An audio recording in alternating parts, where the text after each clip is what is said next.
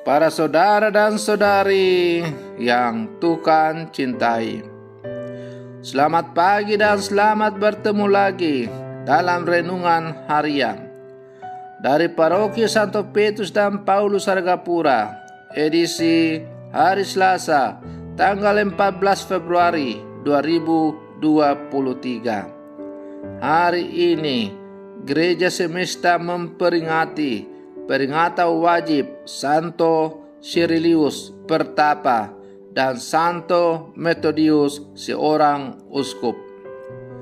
Mengawali hari yang baru ini, kita hendak mendengar dan merenungkan sabda Tuhan. Marilah sebelum kita mendengar dan merenungkan sabda Tuhan, kita berdoa. Dalam nama Bapa dan Putra dan Roh Kudus. Amin. Allah Bapa yang Maha Rahim, melalui Santo Cyrilius dan Methodius, Engkau menerangi bangsa-bangsa Slavia. Bantulah kami untuk memahami ajaran-Mu dan sempurnakanlah kami menjadi umat yang sehati dalam iman. Bersabdalah ya Tuhan, kami siap untuk mendengarkan. Terpujilah Engkau Bapa, Putra dan Roh Kudus, kini dan sepanjang segala masa. Amin. Para saudara dan saudari yang Tuhan cintai, sabda Tuhan yang hendak kita dengar dan kita renungkan untuk mengawali hari yang baru ini pada peringatan wajib Santo Cyrilius seorang pertapa dan Santo Methodius seorang uskup, diambil dari Injil Markus pasal 8 ayat 14 sampai 21. Tuhan bersamamu dan bersamamu juga. Inilah Injil Tuhan menurut Markus. Dimuliakanlah Tuhan. Pada suatu hari, murid-murid Yesus lupa membawa roti. Hanya sebuah roti saja yang ada pada mereka dalam perahu. Lalu Yesus memperingatkan mereka, katanya, "Berjaga-jaga dan awaslah terhadap ragi orang Farisi dan ragi Herodes." Maka mereka berpikir-pikir dan seorang berkata kepada yang lain, "Itu dikatakannya karena kita tidak mempunyai roti."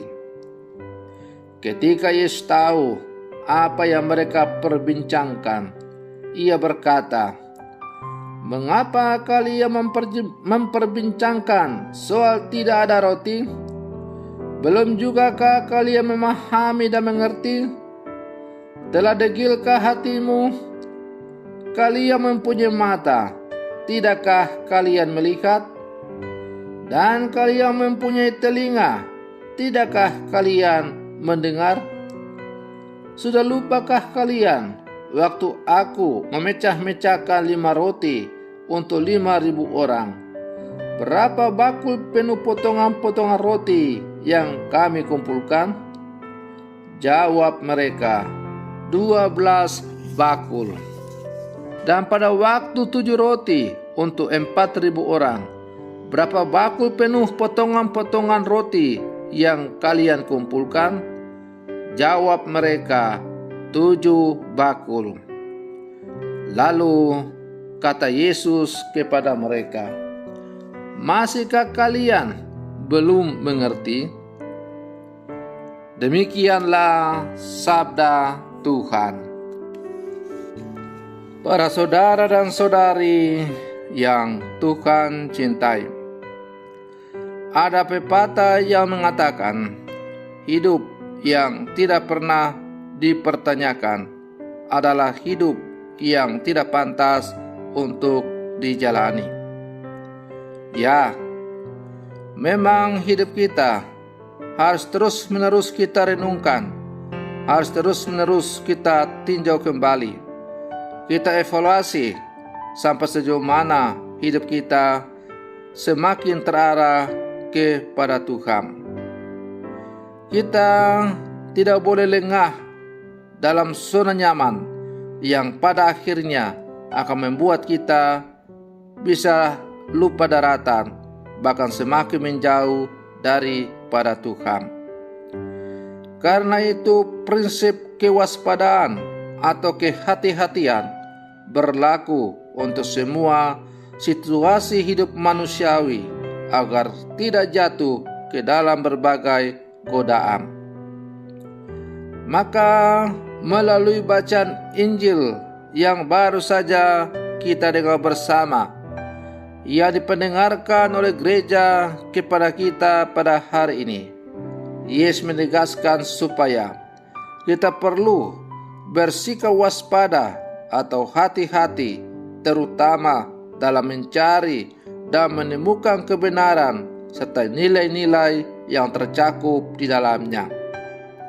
Hal ini terjadi karena manusia cenderung untuk mendahulukan hal-hal yang kasat mata dan mengabaikan nilai-nilai esensial dalam kehidupan. Para saudara dan saudari yang Tuhan cintai, dalam bacaan Injil tadi kita mendengar Yesus mengatakan supaya kita berhati-hati terhadap roti orang-orang Farisi dan ragi Herodes. Ragi orang Farisi dan ragi Herodes membawa dampak yang tidak baik. Dampaknya membuat hati menjadi tidak berempati. Empati, hati yang berempati. Empati memaksudkan pertama-tama intensi yang baik dan benar. Empati merupakan pertama-tama cetusan tindakan dan hidup nyata, tindakan hati. Orang butuh diterima dalam suatu cara yang khas, unik, dan kadang-kadang spesial. Hati kerap mampu meresponnya. Para saudara dan saudari yang Tuhan cintai, karena itu empati sering diterjemahkan dengan ungkapan menangis bersama orang yang menangis, tertawa bersama orang yang tertawa. Empati lebih daripada sebuah tindakan konkret yang ada dalam hidup sehari-hari. Kita kerap merasa tidak kekurangan apa-apa ketika bersama dengan orang yang mencintai kita.